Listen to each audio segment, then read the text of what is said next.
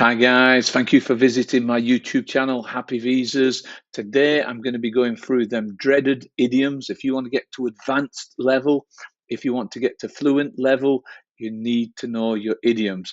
I'm going to read the idioms out to you. I'm going to explain the meaning of them, and I'm going to give you a few examples of how you can use them, in conversation, down the pub, wherever you are, how you can use them idioms.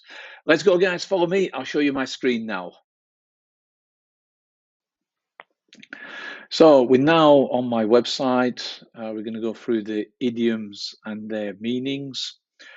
The first one, number one, a blessing in disguise.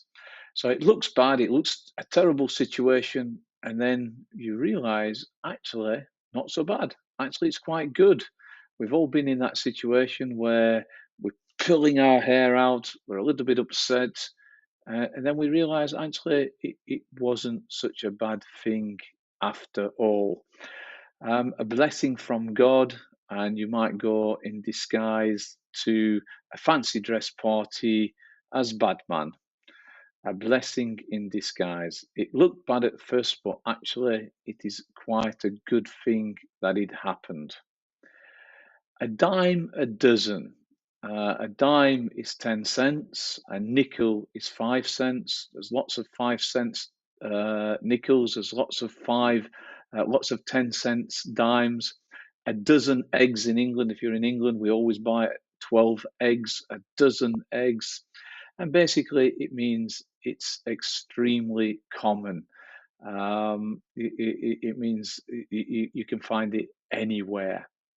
A dime a dozen. American idiom is that. It's not a British one. Uh, I guess it's used a lot in America. I've heard it a few times, never personally used it myself. Don't beat around the bush. To get to the point and say what you mean, usually it can be in an uncomfortable situation. You know, I often ask for my better half's expenses, and she always beats around the bush. She doesn't tell me what she spent our finances on. So when you don't give a direct answer and you're a little bit evasive to a direct question, stop beating around the bush and just give me the answer. Better late than never. It is better to arrive late or later than not to come or show up at all. So it's better late than never. It's better to arrive late than not at all. We've all been there. You've turned up at the party, the birthday party, or some event, and it's better late than never. Now, break a leg is a strange one. You would think it would have negative connotations. In other words, you would believe, oh, why would you say to somebody break a leg? Well, basically, it means wish someone good luck. Normally, when you are about to perform on stage. But yeah, I've often heard it when somebody's wished me good luck. Go break a leg, Phil. What? Go break a leg? It's good luck. It's good luck. Okay, so yeah, so basically, when you tell somebody to break a leg, you're wishing them good luck. Call it a day. When you stop working on something, hi guys, let's finish. Let's go for a few pints. Let's get down the pub. Let's finish early today. Obviously, you're not always going to go down the pub. You might have family to take care of. You might have to go home and see your kids. But often, when I worked in London in the office, we'd all agree to call it a day, finish a little bit earlier, a little bit earlier than what we're working on, and go for a few beers, a few bevies, a few pints down the pub. Cut somebody some slack. Don't be so critical. They've made a mistake. Maybe they're new to the job, and because they're new to the job, you give them a little bit of slack. So you're not going to, break their balls. Let's say you're not going to hit them with a stick. You might give them the carrot. Often builders do this, cutting corners. Them dreaded builders. normally when you do a job poorly in order to save time or to reduce your costs. I've often paid builders, and they're always cutting corners, and often they do the job poorly at my expense. Easy does it. That means slow down. Maybe somebody's overworking, uh, and overexerting themselves in the gym. Pushing on them weights, and you say, look, easy does it.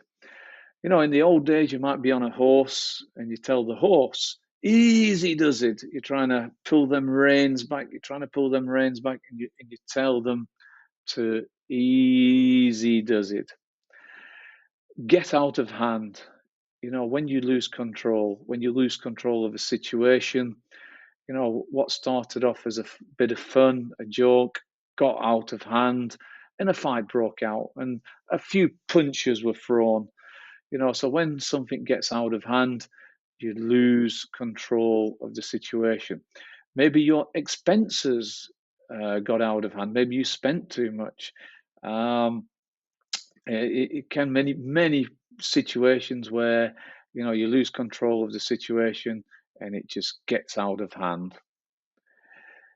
Get something out of your system. You're a little bit pent up, you're a little bit angry, you want to get it out of your system. Get something out of your system. So basically, do the thing you've been wanting to do so you can move on. Now, you might want to do a parachute jump. You might want to jump out of an aeroplane and get it out of your system. Many ways you can use that. Get it off your chest. Get that anger out. Many ways. Get your act together. When you are lazy or underperforming, work better or move on. Leave the company. Get out of my office. Pull your act together. Get your act together. That's how you can use that idiom. If you're underperforming and your boss is not happy, he's going to tell you, get your act together. One of my favorites, I always give somebody the benefit of the doubt. When you trust and believe what someone says, albeit with some hesitation, with some skepticism, you don't really believe them, but you give them the benefit of the doubt.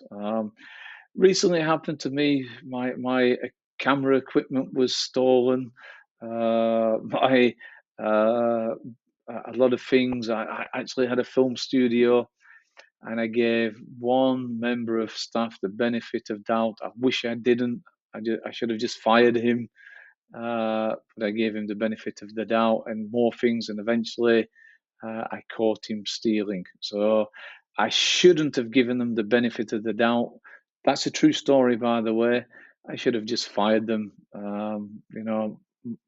Lost big at my expense.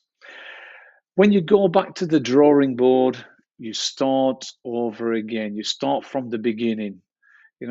Maybe it's not working out. Maybe the marketing, the advertising campaign. I'm going to go back to the drawing board on these videos eventually. I'm going to look at this and think, okay, I've tried my best, probably good information, but I need to go back to the drawing board. Last but not least, hang in there. When things start to get tough, when they start to get difficult, do not give up. Carry on, hang in there, persevere, be strong, hang in there. Guys, I hope you like this video. Please subscribe. Please like. Much appreciated. Thank you very much.